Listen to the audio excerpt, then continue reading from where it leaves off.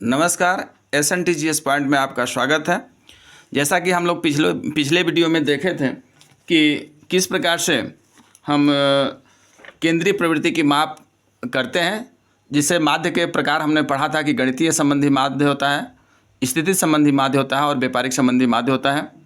इन तीनों माध्यों में हम लोग को 11वीं क्लास या CBSE के तहत जो हम टारगेट हमारा 11वीं और 12वीं क्लास का है, तो इसके अंतर्गत हम तीन ही माध्य पढ़ेंगे, जिसमें समांतर माध्य, माध्यिका, बहुलक को ही पढ़ेंगे। तो आइए हम चलते हैं समांतर माध्य से केंद्रीय प्रवृत्ति की माप कैसे करते हैं इसका अध्ययन करने। तो सबसे पहले गणितीय संबंधी माध्य, जिसको हम समांतर माध्य कहते हैं। समांतर माध्य जो हम चूँकि अर्थशास्त्र में सांख्यिकी का प्रयोग हम पढ़ रहे हैं, तो यहाँ जो हमारे डेटा आते हैं, आंकड़े आते हैं, वह तीन प्रकार के आते हैं। एक व्यक्तिगत श्रेणी का जो इंडिविजुअल सीरीज कहलाता है, इसमें केवल पद होता है, इसमें केवल पद होता है जिसको हम अंग्रेजी में एक्स से दिखाते हैं। दूसरा होता है खंडित श्रेणी, खंडित जिसको डिस्क्रेट सीरीज कहते हैं। डिस्क्रेट सीरीज में क्या होता है कि पद के साथ साथ पद भी होता है और आवृत्ति भी होता है। आवृत्ति का मतलब होता है फ्रीक्वेंसी, जिसको हम स्मॉल लेटर में F दिखाते हैं।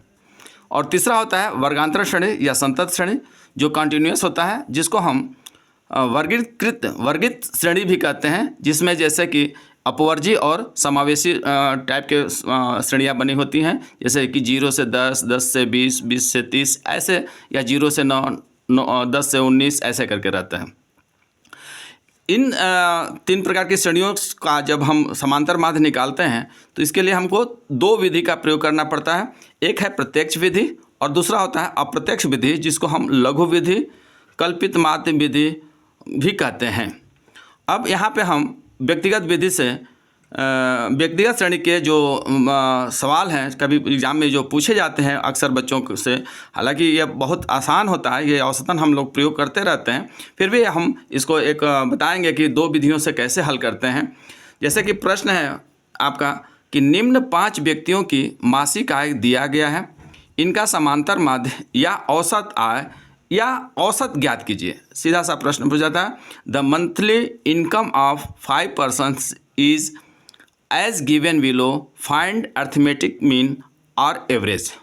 एवरेज भी इसको हम कहते हैं। तो ये प्रश्न है, थोड़ा सा प्रश्न छोटा लिखा गया है, लेकिन आप लोगों को दिख रहा होगा, मैं बोल रहा हूँ। जैसे ये व्यक्ति है, मान लीजिए व्यक्ति 5 हैं, ए व्यक्ति, बी व्यक्ति, सी व्यक्ति, डी और ई व्यक्ति हैं। इनकी जो आय है पर डे की वह 132 है, 140 है, 144 है, 136 और 148 है। मान लीजिए ए व्यक्ति 132, बी व्यक्ति 140, सी 144, डी 136 और ई 48 प्राप्त करता है। तो सबसे पहले हम प्रत्यक्ष विधि, यदि एग्जाम में पूछा है कि कौन सी विधि का प्रयोग करना है, अगर पूछ दिया कि प्रत्यक्ष विधि से हल कीजिए तो प्रत्यक्ष विधि से, और अप्रत्यक्ष विधि से पूछता है या लघु रीति से पूछता है तो लघु रीति या कल्पित माध्य, जिससे पूछेगा उससे करना होगा, या जो आपकी सुविधा में। अगर ऐसा प्रश्न नहीं पूछा है, जैसा कि इस प्रश्न में कहीं कुछ नहीं लिखा गया है कि आप प्रत्यक्ष विधि का प्रयोग करिए या अप्रत्यक्ष विधि का, तो किसी भी विधि का हम प्रयोग कर सकते हैं। इसके लिए सबसे आसान तरीका इसका है कि जब हम इसका हल करते हैं तो इसका सबसे पहले सूत्र होता है x bar equal to sigma x upon n। अब सिग्मा x का मतलब होता है जितने पद दिए हैं, आय दिया है, इनको जोड़ देना है। तो सिग्मा x का मान हो गया 132 प्लस 140 प्लस 144 प्लस 136 प्लस 148, और कितने हैं 1 2 3 4 5। तो इनको हम 5 से डिवाइड कर देंगे। अब 5 से डिवाइड कर देंगे तो इनको हम जोड़ेंगे। तो जैसा कि 8 6 14, 14 4 18, 18 2 20 को 0 हासिल 2, 4 2 6, 6 3 9, 9 4 13, 13 4 17, 17 3 20 हासिल 2, यहाँ 0 हो जाएगा।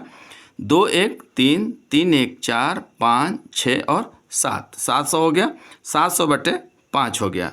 अब इसको हम जब भाग देंगे तो 5 एकम 5, और यहाँ बचा 2 0, 5 चौके 20 और 0, यानी कि 112 इजकल टू क्या हो जाएगा 140 रुपया। यानी कि पर व्यक्ति जो है आपका ये जो होगा वह हो गया समांतर माध्य। यानी कि पर व्यक्ति की औसत जो आय है पर डे की वह 140 रुपया है। यह हुआ आपका। अगर आपको मेरा ये प्रश्न समझ में आ गया है, उत्तर बताने का तरीका समझ में आ गया है, तो आप लाइक करें, कमेंट करें, और नहीं आया है वो भी हमको सुझाव दें। धन्यवाद।